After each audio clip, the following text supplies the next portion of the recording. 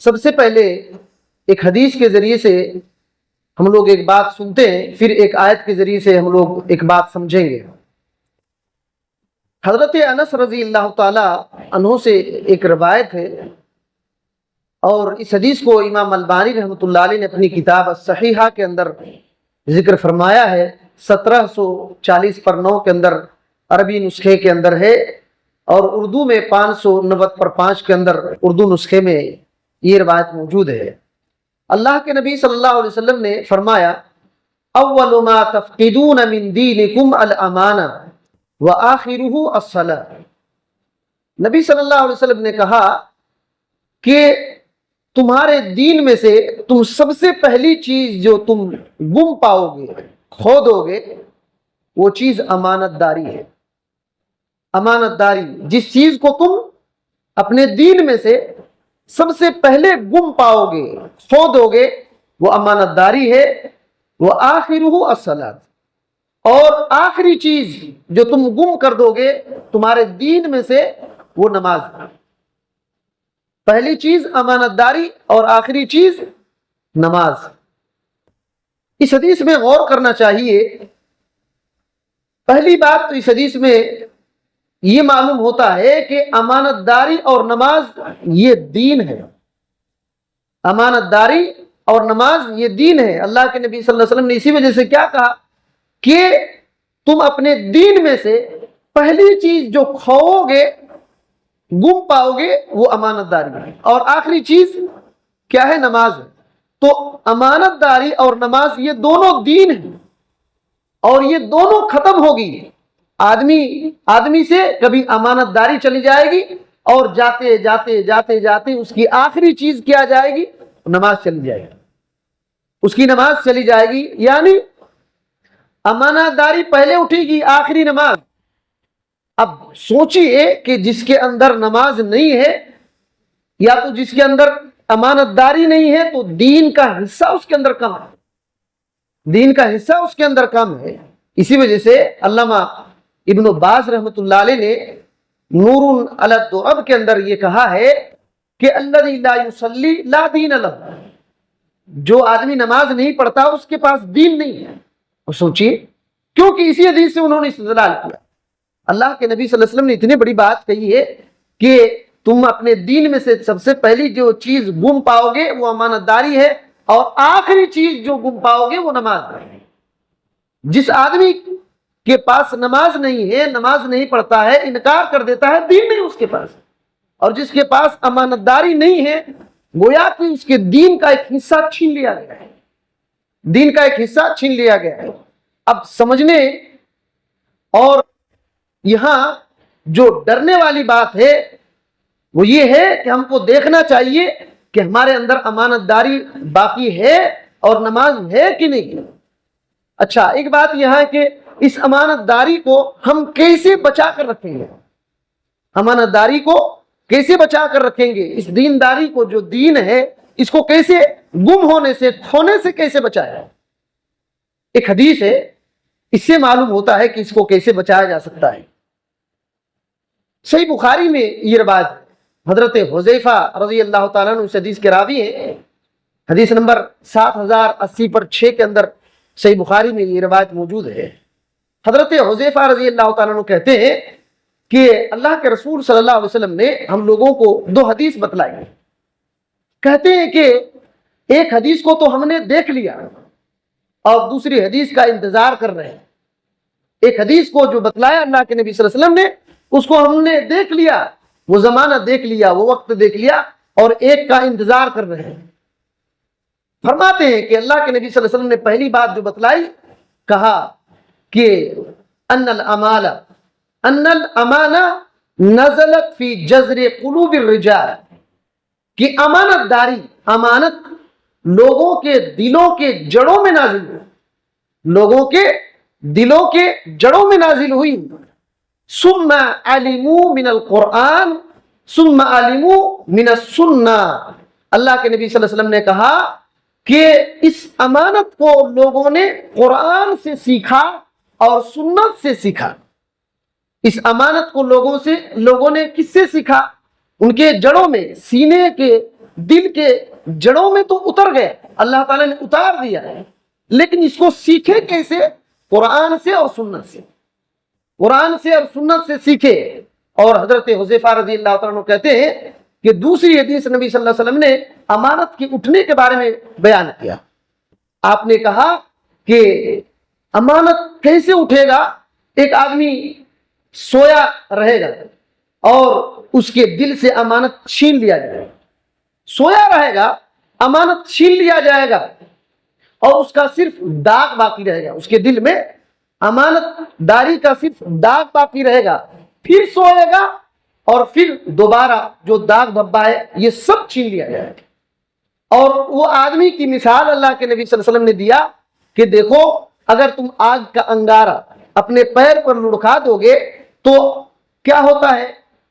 وہ چمڑا سوجتا ہے کہ نہیں سوجتا ہے، اور پیپ بھر جاتا ہے، اس کے اندر گوشت نہیں رہتا۔ اللہ کے نبی صلی اللہ علیہ وسلم نے کہا جس طریقے سے آگ کا انگارہ اپنے پیر پر اگر تم لڑکا لو گے تو آبلہ پڑ جائے گا، سوجن ہو جائے گا، لیکن اس کے اندر کوئی چیز نہیں رہے گی۔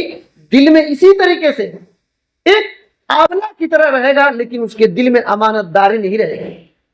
پھر لوگ صبح کریں گے اور ایک دوسرے سے اپنا کام کریں گے، امانت داری کا کام، تو کوئی بھی امانت داری کو ادا نہیں کرے گا، امانت داری کو ادا نہیں کرے گا۔ آپ صلی اللہ علیہ وسلم نے کہا کہ کہا جائے گا ان بلی فلان رجلا امینا، فلاں گاؤں میں فلاں خاندان میں ایک امانت دار آدمی ہے، اور لوگوں کے بارے میں کسی کے بارے میں کہا جائے گا فلاں بہت عقل مند ہے، خوش طبیعت والا آدمی ہے اور دلدار آدمی ہے، اس طرح کہا جائے گا۔ اللہ کے نبی صلی اللہ علیہ وسلم نے کہا ایسا تو کہا جائے گا فلاں فلاں کے بارے میں، لیکن اس کی کیا حالت رہے گی؟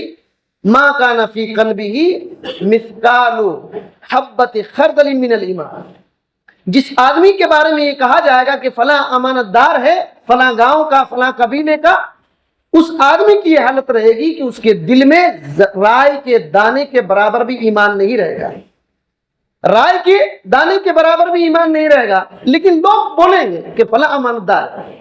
اس آدمی کی یہ حالت ہوگی تو جس کو اس زمانے میں، اس وقت میں جس کو خیانت والا کہا جائے گا، اس کی کیا حالت ہوگی؟ جس کو امانت دار کہا جائے گا اس کی یہ حالت ہوگی کہ ایمان رائے کے دانے کے برابر بھی نہیں رہے گا، رائے کے دانے کے برابر بھی ایمان نہیں رہے گا، اس کو لوگ امانت دار کہیں۔ تو جس کے پاس جو خیانت رہے گی، لوگ اس کو کیا سمجھیں گے؟ تو حضرت حذیفہ رضی اللہ تعالیٰ عنہ کہتے ہیں کہ میں نے ایک زمانہ دیکھ لیا، میں اگر لوگوں سے معاملہ کرتا تھا، اگر مسلمان ہے، اس کا اسلام میرے حق کو لوٹانے پر مجبور کرتا تھا، میں جو ڈیل کیا، میں جو معاملہ کیا، اگر مسلمان ہے تو اس کا اسلام میرے مال کو لوٹانے پر مجبور کرتا تھا۔ اگر وہ عیسائی ہوتا اور میں معاملہ اس سے کرتا تو اس کے حاکم، اس کے ذمہ دار اس کو دباتے اور میرا معاملہ دلواتے۔ لیکن اب یہ زمانہ آ گیا ہے، میں لوگوں سے معاملہ نہیں کرتا، صرف فلاں فلاں فلاں جان پہچان ہی سے معاملہ کرتا ہوں، فلاں فلاں فلاں جان پہچان ہی سے معاملہ کرتا ہوں۔ اس حدیث میں جو اہم نقطہ ہے وہ یہ ہے کہ امانت داری کو کیسے بچایا جائے گا؟ قرآن اور سنت سے، قرآن اور سنت سے۔ جب یہ لوگوں کے دلوں کے جڑ پر نازل ہوا امانت داری، تو صحابہ کرام رضوان اللہ علیہم اجمعین قرآن سے اور سنت سے اس کے سیکھے اور عمل کیے، قرآن و سنت سے سیکھ کر کے اس پر چلے، عمل کیے، تو یہی دونوں چیزیں مضبوط کرے گی اس امانت داری کو۔ اور آپ صلی اللہ علیہ وسلم نے کیا کہا؟ فلاں کہا جائے کہ فلاں قبیلے کا وہ امانت دار ہے، لیکن وہ آدمی کیسا ہوگا؟ اس کے دل میں رائے کے دانے کے برابر بھی ایمان نہیں رہے گا۔ مطلب یہ ہے کہ ایمان، امانت داری اٹھنے کا مطلب ہے کہ ایمان کم ہو جاتا ہے۔ جس آدمی سے امانت داری چھین لیا جائے گا، اس کا اصل میں صرف امانت داری نہیں اٹھے گا، اس کے ساتھ ساتھ دین اٹھے گا تو امانت داری ختم ہے۔ دین اس سے، ایمان اس سے چھینا جائے گا تو امانت داری کم ہوگی۔ جس کے پاس جتنا امانت داری ہے اس کے پاس اتنا ایمان ہے، اور جس کے پاس جتنا نماز کی پابندی ہے اس کے پاس اتنا زیادہ اس کے پاس ایمانداری ہے. حضرت عبداللہ بن مسعود رضی اللہ تعالیٰ عنہ کہتے ہیں کہ سب سے پہلی چیز جو تمہارے دین کی ختم ہوگی وہ امانت داری، اور آخر چیز جو ختم ہوگی نماز. پھر کہتے ہیں کہ ایک قوم نماز پڑھے گی، ایک قوم نماز پڑھے گی لیکن ان کے پاس دین ہی نہیں رہے گا، ان کے پاس دین ہی نہیں رہے گا. اس کی وجہ کیا ہے؟ کہتے ہیں کہ دیکھو وہ قرآن مجید کو پیچھے چھوڑ دیں گے، اپنے پیٹھ پیچھے چھوڑ دیں گے. تو ان سے پوچھا گیا کہ ابھی تو اللہ کے فضل و کرم سے ہم لوگ قرآن کو پڑھتے ہیں، مصحف پر ہے، تب کیسے یہ ختم ہو جائے گا؟ انہوں نے کہا دیکھو قرآن مجید پر ایک وقت ایسا آئے گا، رات گزرے گی، لوگوں کے سینوں سے اللہ تعالیٰ قرآن کو چھین کر کے اوپر اٹھا لے گا. لوگوں کے سینوں سے قرآن مجید کو اللہ چھین کر کے اوپر اٹھا لے گا. یہ قرآن کی کوئی بھی چیز نہ مصحف پر باقی رہے گی نہ لوگوں کے دلوں پر باقی رہے گی. تو نماز بھی اتنی بڑی چیز ہے کہ دینداری اسی کے اندر ہے، اور امانت داری، اگر دین ہے تو امانت داری ہے. لیکن افسوس ہوتا ہے کہ لوگوں کو ابھی ڈھونڈنا پڑتا ہے کہ کون امانت دار ہے، کون امانت دار ہے. جو ذمہ داری اللہ تعالیٰ کی طرف سے آتی ہے اس کو آدھا لوگ نہیں کرتے، صرف اپنے مفاد کے چکر میں رہتے ہیں. تو اسی وجہ سے ہم کو دیکھنا چاہیے کہ یہ باتیں، دونوں باتیں ہیں کہ نہیں. اگر دین امانت داری ختم ہو رہی ہے مطلب یہ ہے کہ ہمارا دین ابھی کھو رہا ہے. نماز ختم ہو گئی تو سمجھ لیجئے کہ کوئی خیر نہیں، کوئی بھلائی نہیں، کوئی بھلائی اور کوئی خیر نہیں. اس کو مضبوط قرآن و سنت کے علم سے سیکھ کر کے، اس کو مضبوط کر کے، عمل کر کے اس دین کو مضبوط کیا جا سکتا ہے. ورنہ آہستہ آہستہ آہستہ آہستہ کہاں تک پہنچ جائیں گے ہم کو بھی پتہ نہیں چلے گا.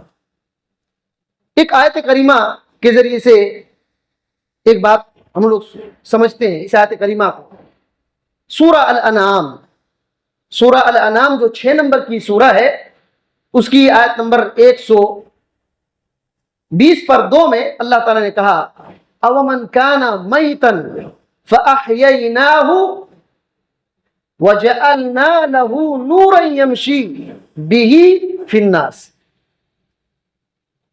کمن مثلہ فی الظلمات لیس بخارج منها كذلك زین للکافرین ما كانوا یعملون. اللہ تعالیٰ نے فرمایا کہ ایسا آدمی جو پہلے مرا ہوا تھا، ایسا آدمی جو پہلے مرا ہوا تھا، ہم نے اس کو زندہ کیا. ہم نے اس کو زندہ کر کے کیا کیا؟ اس کو ایک ایسا نور دیا جو اس نور کو لے کر کے وہ لوگوں کے بیچ میں گھومتا پھرتا ہے، لوگوں کے بیچ میں گھومتا پھرتا ہے. اللہ نے کہا کیا یہ آدمی اس آدمی کی طرح ہو جائے گا جو ابھی بھی اندھیرے میں، اندھیرے سے نکلا نہیں؟ کیا یہ مرا ہوا پہلے آدمی پھر ہم نے زندہ کیا، اس کو ایک نور دیا، روشنی دیا، اس روشنی کو لے کر لوگوں میں چلتا ہے، کیا یہ آدمی ویسے ہو جائے گا جو ابھی بھی اندھیرے میں پڑا ہوا ہے، نکلا نہیں ہے؟ پھر اللہ نے کہا اس کی وجہ کیا ہے کہ نہیں نکلا؟ کہا کہ دراصل ان کافروں کے لیے جو یہ اعمال کر رہے ہیں اس کو سزا کر کے بتلا دیا گیا ہے، چمکا کر کے دکھا دیا گیا ہے، اسی وجہ سے وہ ابھی تک نکلے نہیں. اس آیت کریمہ کو سمجھیے کہ اللہ تعالیٰ نے کیا کہا. وہ آدمی جو پہلے مرا ہوا تھا، حالانکہ مرا ہوا آدمی نہیں ہو. کیوں کہا مرا ہوا آدمی؟ اللہ تعالیٰ نے 2 آدمی کی مثال دیا یہاں. ایک آدمی جس کو اللہ تعالیٰ نے گمراہی کے بعد ہدایت دیا، کفر کے بعد اسلام دیا، اور معصیت کے بعد اطاعت دیا. ایسا آدمی جو پہلے کافر تھا، مشرک تھا، بدعتی تھا، گمراہ تھا، اللہ کے دین سے دور تھا، وہ ایسے ہی ہے جیسے مرا ہوا تھا. پہلے مرا ہوا تھا. اللہ نے جس کے پاس دین نہیں، جس کے پاس توحید نہیں، اس کو مرے ہوئے آدمی کہا ہے. مرا ہوا آدمی کہا کہ اس کو ہم نے زندہ کیا، زندہ کیا اور نور دیا. اللہ اکبر. زندہ کیسے کیا؟ آپ تفسیر سعدی پڑھیں گے. کہتے ہیں اللہ تعالیٰ نے کہا مرا ہوا تھا پہلے، یعنی وہ ہدایت سے پہلے مردار تھا. جس طریقے سے ایک مرا ہوا آدمی کی حیثیت ہوتی ہے، ہدایت جس کے پاس نہیں ہے وہ مرا ہوا کی طرح ہے. وہ کہاں ہے؟ کہتے ہیں کہ وہ کفر کے اندھیرے میں، اور وہ جہالت کے اندھیرے میں، اور وہ آدمی اللہ کی نافرمانی گناہ کے اندھیرے میں تھا، لیکن اللہ نے تین چیز کی روشنی دیا. 3 اندھیرے میں پہلے تھا، ایک کفر کے اندھیرے میں، ایک جہالت کے اندھیرے میں، ایک اللہ کی نافرمانی کے اندھیرے میں تھا. اللہ نے 3 روشنی اس کو دیا. ایک ایمان، کفر کے مقابلے میں ایمان کی روشنی دیا، اور علم کی روشنی دیا. جہالت کی الٹا علم ہے. اور اطاعت کی روشنی دیا. پہلے اللہ کی نافرمانی کرتا تھا، اب اللہ کی فرما برداری کر رہا ہے. اللہ کی فرما برداری کر رہا ہے تو یہ آدمی زندہ ہے. یہ آدمی اللہ نے اس کو گمراہی سے، اندھیرے سے نکال کر کے زندہ کر دیا. اب یہ لوگوں کے درمیان چل رہا ہے. اس کا مطلب کیا ہے؟ اللہ نے ہدایت دیا، اب یہ جانتا ہے کہ کون اچھی چیز ہے، کون بری چیز ہے، اللہ کا راستہ کون سا ہے، گمراہی کا راستہ کون سا ہے. یہ آدمی دونوں کی مثال مردہ اور زندہ کی طرح ہے. زندہ اور مردہ کی طرح ہے. یہ آدمی جو ہدایت پر ہے وہ اس آدمی کی طرح نہیں ہے جو ابھی بھی تاریکی میں، اندھیرے میں ہے. اچھا، کیا فرق کیا ہوگا؟ اللہ نے کیوں اتنی بڑی بات کہا کہ اس طرح نہیں ہوگا؟ جو آدمی اندھیرے میں ہے وہ کس طرح ہے؟ اس آیت کریمہ کو سمجھنے کے لیے سورہ بقرہ جو دوسری سورہ ہے اس کی آیت نمبر 250 پر 7 دیکھیں گے تو آپ کو حیرانی ہوگی کہ کتنا بڑا فرق ہے. اللہ تعالیٰ فرماتا ہے کہ اللہ ولی الذین آمنوا یخرجوہم من الظلمات الى النور والذین کفروا اولیاؤہم الطاغوت یخرجونہم من النور الى الظلمات اولئک ہم اصحاب النار اصحاب النار ہم فیہا خالدون. اللہ نے کہا اللہ تعالیٰ مومنوں کا ولی ہے. اللہ تعالیٰ مومنوں کا ولی ہے. مومنوں کو اللہ تعالیٰ کیا کرتا ہے؟ اندھیروں سے نکالتا ہے اور روشنی کی طرف لاتا ہے. جو لوگ کفر کرتے ہیں وہ ان کے دوست شیطان ہیں. دیکھو، ان کے دوست شیطان ہے، طاغوت ہے. اور یہ کیا کرتے ہیں؟ یہ روشنی سے نکال کر کے اندھیرے میں دھکیل دیتے ہیں. اللہ نے کہا یہی وہ لوگ ہیں جو جہنمی ہیں اور جہنم میں ہمیشہ رہیں. یہی وہ لوگ ہیں جو جہنمی ہیں اور جہنم میں ہمیشہ رہیں گے. اللہ اکبر. اللہ تعالیٰ نے اپنے فضل سے، اپنے احسان سے ہم کو بہت بڑی قیمتی چیز دیا، ایمان، علم. ہم جانتے ہیں اللہ تعالیٰ کی قدرت کو، اللہ کے رسول صلی اللہ علیہ وسلم کی رسالت کو مانے ہیں، جانتے ہیں. یہ بہت بڑی بات ہے. اور اطاعت، نافرمانی سے بچے ہوئے. یہ کفر اور جہالت اور نافرمانی یہ اندھیرا ہے، اللہ نے اس سے بچایا ہے. اللہ نے اس سے بچایا ہے تو گویا کہ انشاءاللہ جہنم سے اللہ تعالیٰ نے بچایا ہے. جہنم سے بچایا ہے. کتنی بڑی بات ہے. اچھا، یہاں ایک بات یاد رکھیے کہ اللہ تعالیٰ نے کہا کہ وہ آدمی جو مرا ہوا تھا ہم نے اس کو زندہ کیا اور کیا دیا؟ نور. یہ نور کیا ہے؟ نور کیا ہے؟ ہدایت دے دیا اور نور دیا جس کو لے کر کے لوگوں کے بیچ میں گھومتا ہے. نور کیا چیز ہے؟ آپ تفسیر ابن کثیر جب دیکھیں گے تو حضرت عبداللہ بن عباس رضی اللہ تعالیٰ عنہ اس آیت کریمہ کی تفسیر میں کہتے ہیں کہ اس سے مراد قرآن ہے. اس سے مراد قرآن ہے. قرآن. اور حضرت سدی رحمۃ اللہ علیہ کہتے ہیں یہ اسلام ہے. اور ابن کثیر رحمۃ اللہ علیہ کہتے ہیں دونوں صحیح.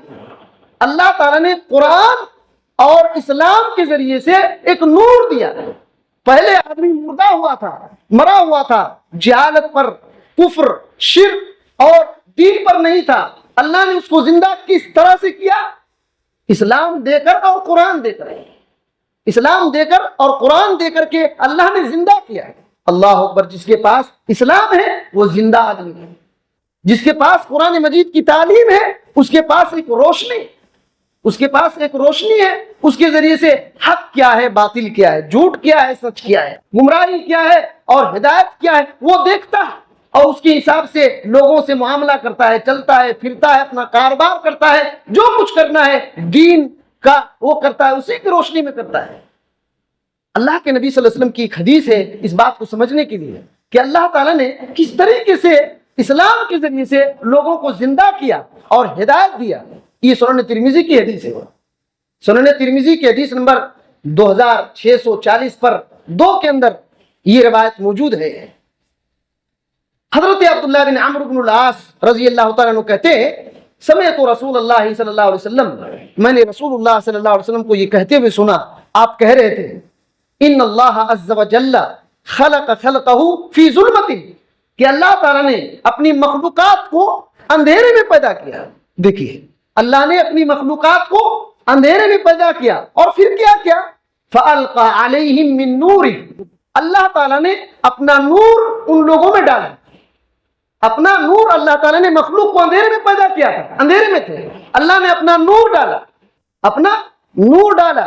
اللہ کے نبی صلی اللہ علیہ وسلم کہتے ہیں فَمَنْ أَصَابَهُ مِنْ ذَلِكَ النُّورِ اهْتَدَىٰ، جس آدمی کو اللہ کا وہ دیا ہوا نور مل گیا وہ ہدایت پا گیا، وہ ہدایت پا گیا. وَمَنْ أَخْطَأَهُ ضَلَّ، اور جس آدمی کو وہ نور نہیں ملا وہ گمراہی پر ہے، گمراہی ہو گیا. اللہ کے نبی صلی اللہ علیہ وسلم نے کہا اسی وجہ سے میں تم کو کہتا ہوں کہ تقدیر کا قلم لکھ کر کے سوکھ چکا ہے، تقدیر کا قلم لکھ کر کے سوکھ چکا ہے. اللہ اکبر. آپ سوچئے اس حدیث میں اس قرآن مجید کی تفسیر ہے، اس قرآن مجید کی آیت کی تفسیر ہے کہ اللہ نے مخلوقات کو اندھیرے میں پیدا کیا، اندھیرے میں پیدا کیا، پھر ایک نور ڈالا، ایک نور ڈالا، جس کو نور مل گیا وہ ہدایت پر ہے اور جس کو وہ نور نہیں ملا وہ گمراہی پر ہے، گمراہی پر ہے. اور وہ نور اللہ کی وحی ہے، وہ نور اللہ کی وحی ہے. اس سے یاد رکھیے اس سے بندہ زندہ ہوتے ہیں. اللہ اکبر. ابن قیم رحمۃ اللہ علیہ کہتے ہیں کہ اللہ تعالیٰ نے اس آیت کریمہ میں دو جڑوں کو مضبوط پیش کر دیا ہے، دو بنیادی بات کو بیان کیا، ایک زندگی اور ایک روشنی. کیا کہا؟ پہلے مردہ تھے، ہم نے زندگی دیا، پھر روشنی دیا، پھر روشنی دیا. کہتے ہیں کہ زندگی اور روشنی دونوں کو جمع کیا ہے اس آیت کریمہ میں. کہتے ہیں آدمی زندہ ہے تب سنے گا، دیکھے گا، جانے گا، سوچے گا، سمجھے گا. زندہ ہی نہیں ہے تو کیا سنے گا، کیا دیکھے گا، کیا سنے گا، کیا دیکھے گا. اور کہتے ہیں جب انسان کا دل زندہ ہوگا تبھی اس کی آنکھ کان، اس کی آنکھ کان دل وغیرہ جسم کے پارٹس صحیح کام کرے گا. جب اس کا دل زندہ ہوگا تب، دل زندہ ہوگا تب وہ اس کا صحیح کام کرے گا. اور اسی وجہ سے اللہ تعالیٰ نے جسے جسم میں ابھی ہے کب زندہ ہوگا؟ جب ہمارے جسم میں روح ہے تب تو زندہ ہوگا. جسم میں روح ہے تب زندہ ہوگا، روح نکال لی جائے گی جسم مر جائے گا. اللہ تعالیٰ نے بھی وحی کو روح کہا ہے، اللہ نے بھی وحی کو روح کہا ہے. یہ بات سورۃ الشورى میں، سورۃ الشورى بولے تو 40 پر 2 نمبر کی سورہ ہے، 50 پر 2 نمبر کی آیت ہے. اللہ تعالیٰ نے کہا وَكَذَلِكَ أَوْحَيْنَا إِلَيْكَ مِنْ رُوحٍ وَكَذَلِكَ أَوْحَيْنَا إِلَيْكَ رُوحًا مِنْ أَمْرِنَا. اے محمد صلی اللہ علیہ وسلم اسی طرح ہم نے آپ کی طرف روح کو نازل کیا اپنے حکم سے. دیکھیے روح کو نازل کیا اپنے حکم سے. ما كنت تدری ما الکتاب ولا الایمان، آپ اس سے پہلے یہ تک نہیں جانتے تھے کہ کتاب کیا اور ایمان کیا ہے. ولكن جعلناه نورا نهدي به من نشاء من عبادنا، لیکن اس روح کو نازل کر کے ہم نے کیا بنا دیا؟ اس کو نور بنا دیا. اور اسی نور سے ہم اپنے بندوں میں سے جس کو چاہتے ہیں ہدایت دیتے ہیں. وَإِنَّكَ لَتَهْدِي إِلَى صِرَاطٍ مُسْتَقِيمٍ، اور یقین مانیے آپ بھی صراط مستقیم کی طرف لوگوں کو رہنمائی کرتے ہیں. اللہ اکبر. قرآن مجید کو اللہ تعالیٰ نے روح اور روشنی دونوں کا، روح اور روشنی دونوں کا. روح سے جس طریقے سے بدن زندہ ہوتا ہے اسی طریقے سے اللہ نے قرآن کو روح کہا ہے. روح، اس سے دل زندہ رہتا ہے، اس سے دل زندہ رہتا ہے. اور دل جب زندہ رہے گا تب اللہ رب العالمین کی فرما برداری کرے گا. یہی وجہ ہے کہ جو لوگ کفر کرتے ہیں، منافق ہوتے ہیں، اللہ تعالیٰ دل میں مہر مار دیتا ہے اور دل مردہ ہو جاتا ہے، اس کا دل مردہ ہو جاتا ہے، وہ مرا ہوا انسان کی طرح ہے. تو اللہ رب العالمین ہم کو زندہ کس چیز سے کیا ہے؟ وحی کے ذریعے سے. ہمارے دل زندہ وحی سے ہے، جس کو جتنا لگاؤ اس وحی سے ہوگا اس کا دل اتنا زیادہ زندہ رہے. اور کیا کہا کہ ہم نے اس روح کو نور بنا دیا، اسی کے ذریعے سے ہم ہدایت دیتے ہیں جس کو چاہتے ہیں، جس کو چاہتے ہیں ہدایت دیتے ہیں. جس کے پاس یہ روح ہے، وحی کی تعلیم ہے، اس کو قبول کر رہا ہے، اس پر عمل کر رہا ہے، وہ ہدایت پر ہے اور وہ زندہ. جس کے پاس یہ نہیں ہے وہ مرا ہوا انسان کی طرح ہے، وہ مرا ہوا انسان کی طرح ہے. اور اس طریقے سے آیت قرآن مجید میں اور کئی جگہ پر ہے اللہ تعالیٰ نے ایک جگہ سورہ نحل جو 16 نمبر کی سورہ ہے اس کی دوسری آیت ہی میں اللہ نے کہا کہ يُنَزِّلُ الْمَلَائِكَةَ بِالرُّوحِ مِنْ أَمْرِهِ، اللہ وہ ہے جو اپنے فرشتوں کو روح دے کر کے بھیجتا ہے، روح دے کر کے بھیجتا ہے اپنے حکم سے، روح دے کر کے روح لے کر کے وہ نازل ہوتے ہیں فرشتے کس پر؟ عَلَىٰ عِبَادِهِ مَن یشاء، جس بندے پر چاہتا ہے، جس بندے پر چاہتا ہے اس پر فرشتوں کو بھیجتا ہے، اپنا روح دے کر کے، اپنے حکم سے روح دے کر کے بھیجتا ہے۔ یہ کیا کرتے ہیں؟ فرشتے آتے ہیں اور اپنے بندے پر جو رسول ہے اس پر اتارتے ہیں، اور رسول کو کیا حکم دیا جاتا ہے؟ اللہ تعالیٰ نے کہا کہ ان انذروا انہ لا الہ الا انا فاتقون، اور جب یہ روح لے کر کے آتے ہیں تو حکم دیا جاتا ہے پیغمبروں کو کہ آپ اسی روح سے لوگوں کو ڈرائیے، لوگوں کو ڈرائیے۔ کیا ڈرائیے؟ کہیے کہ انہ لا الہ الا انا، کہ میرے علاوہ کوئی سچا، کوئی حق معبود نہیں ہے، سچا معبود صرف میں ہوں، مجھ سے ڈرو۔ اللہ اکبر۔ اسی وجہ سے شیخ صالح السندھی حفظہ اللہ مدینہ یونیورسٹی کے بھی استاد ہیں، بہت بڑے فقہ کے اور اصولی بہت زبردست عالم دین ہے شیخ صالح السندھی۔ انہوں نے اسی آیت کریمہ سے کہا کہ اللہ نے ہم کو توحید دے کر زندہ کیا ہے، جس کے پاس توحید ہے وہ زندہ ہے، جس کے پاس شرک ہے، کفر ہے اور خرافات ہے، گمراہ ہے، وہ آدمی مرے ہوئے کی طرح ہے۔ اللہ تعالیٰ نے یہی کہا کہ آپ اس روح کے ذریعے سے ڈرائیے۔ کیا کہیے کہ میں ہی معبود برحق ہوں، میں ہی معبود برحق ہوں۔ یہی لا الہ الا اللہ کا معنی ہے، یہی لا الہ الا اللہ کا معنی ہے۔ تو اللہ تعالیٰ نے قرآن مجید کو روح کہا ہے، جس طریقے سے روح سے جسم زندہ ہوتا ہے اسی طریقے سے قرآن مجید کی علم سے انسان کا دل زندہ ہوتا ہے، اور جب دل زندہ ہوتا ہے تو پورا باڈی پارٹ کام کرتا ہے۔ اور قرآن مجید ایک ہدایت کا ذریعہ ہے، جب اس کا علم ہوگا بندوں کو تو وہ اچھا معاملہ کرے گا، اچھا معاملہ کرے گا۔ اور توحید ہے تو بندہ وہ زندہ کی طرح ہے ورنہ مردہ کی طرح ہے۔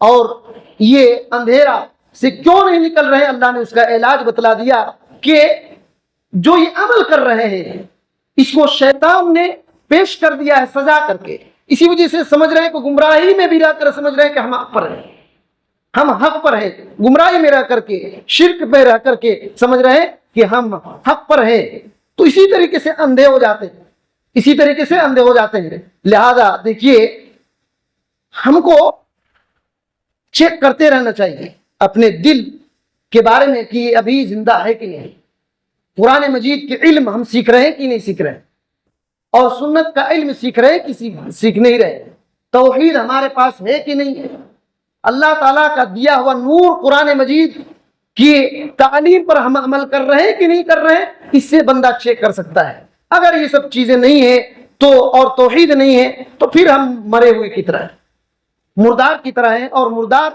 اپنا خود فائدہ نہیں پہنچا سکتا اور نہ ہی دوسرے کو فائدہ پہنچا سکتا ہے، اور نہ ہی اپنے بدن سے کسی نقصان کو ہٹا سکتا ہے، کوئی کچھ نہیں کر سکتا مرے ہوئے کی طرح۔ تو اس کا بچاؤ کا ذریعہ قیامت کے دن کچھ بھی نہیں ہوگا، لیکن جو آدمی نور پر ہوگا، توحید پر ہوگا، اسلام پر ہوگا، قرآن مجید کی تعلیم پر ہوگا اور اپنے اس کو بچا کر رکھے گا قرآن و سنت کے علم سے، وہ انشاءاللہ قیامت کے دن خیر ہی خیر پر ہوگا۔ اللہ تعالیٰ سے دعا کرتے ہیں کہ اللہ تعالیٰ ہمیں ان باتوں کو صحیح سمجھنے کی توفیق دے، اور ہر قسم کی گمراہی، فتنہ، فساد، خاص طور پر شرک سے اللہ تعالیٰ ہم کو بچا کر رکھے، قرآن و سنت کا علم سیکھ کر اس کو قبول کر کے عمل کرنے کی توفیق دے، صحابہ کرام رضوان اللہ علیہم اجمعین کے طریقے پر چلتے رہنے کی توفیق دے، اور ہر قسم کے غلط افکار، غلط نظریہ، غلط عقیدہ سے اللہ بچا کر رکھے۔